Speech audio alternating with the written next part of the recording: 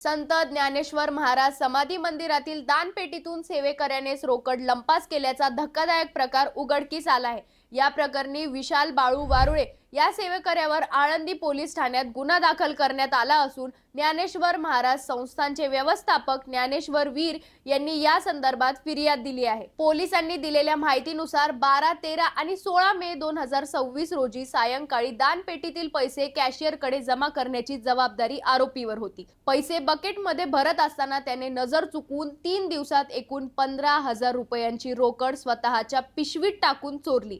हा सर्व प्रकार सीसीटीव्ही आणि चौकशीत समोर आलाय। या घटनेमुळे आळंदीतील भाविकांमध्ये तीव्र संताप व्यक्त होत असून मंदिरात यापूर्वीही समाधीवरील पैसे चोरीला जाण्याच्या घटना घडल्या आहेत। मात्र प्रशासनाने नेहमीच मऊ भूमिका घेतल्याची चर्चा नागरिकांमध्ये आहे।